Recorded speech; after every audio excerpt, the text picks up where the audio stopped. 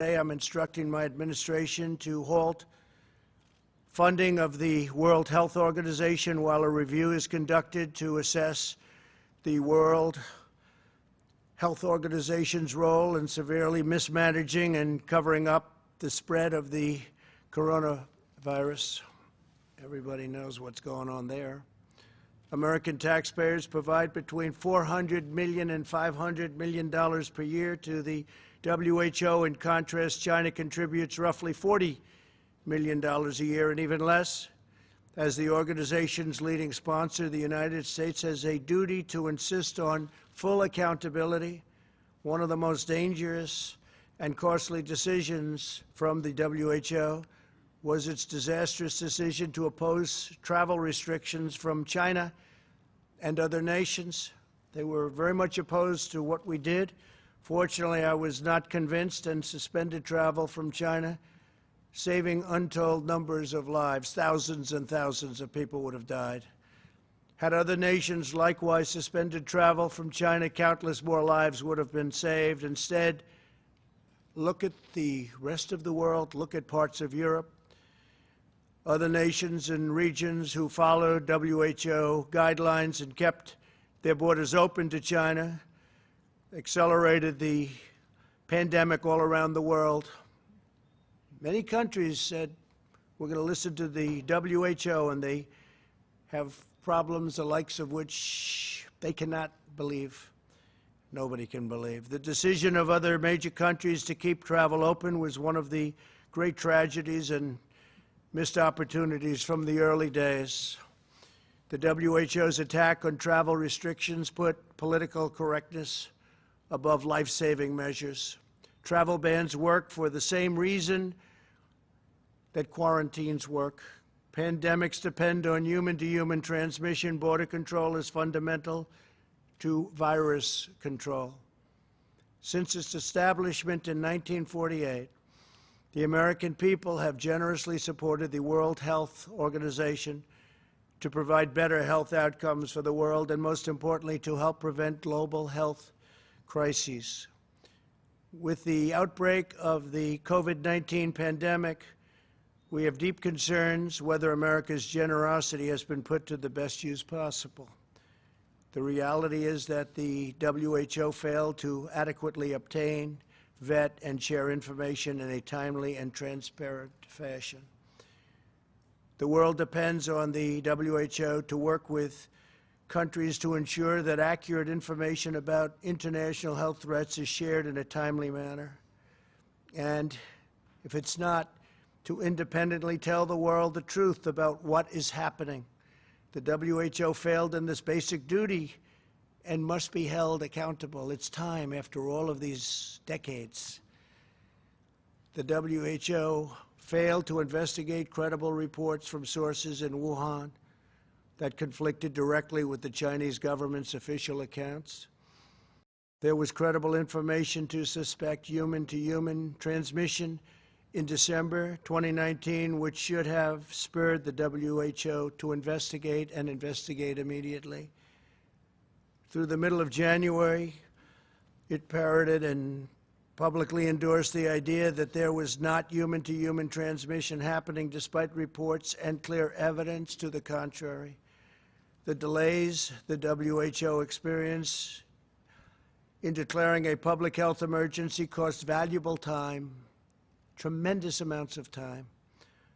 More time was lost in the delay it took to get a team of international experts in to examine the outbreak, which we wanted to do, which they should have done.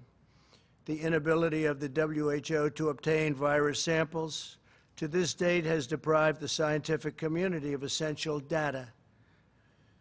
New data that emerges across the world on a daily basis points to the unreliability of the initial reports, and the world received all sorts of false information about transmission and mortality.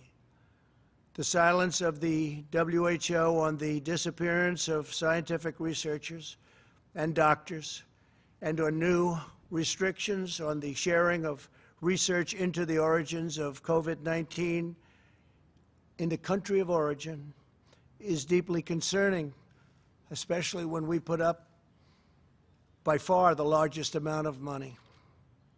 Not even close. Had the WHO done its job to get medical experts into China to objectively assess the situation on the ground and to call out China's lack of transparency, the outbreak could have been contained at its source with very little death, and certainly very little death by comparison. This would have saved thousands of lives and avoided worldwide economic damage. Instead, the WHO willingly took China's assurances to face value, and they took it just at face value, and defended the actions of the Chinese government, even praising China for its so-called transparency. I don't think so. The WHO pushed China's misinformation about the virus, saying it was not communicable, and there was no need for travel bans. They told us when we put on our travel ban, a very strong travel ban, there was no need to do it, don't do it. They actually fought us. The WHO's reliance on China's disclosures likely caused a 20-fold increase in cases worldwide, and it may be much more than that. The WHO has not addressed a single one of these concerns, nor provided a serious explanation that acknowledges its own mistakes, of which there were many. America and the world have chosen to rely on the WHO for accurate, timely, and independent information to make important public health recommendations and decisions. If we cannot trust that, this is what we will receive from the WHO. Our country will be forced to find other ways to work with other nations to achieve public health goals. We'll have no choice but to do that.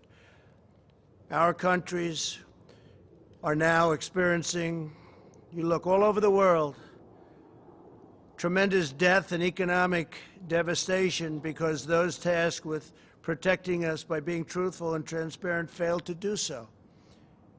It would have been so easy to be truthful. And so much death has been caused by their mistakes.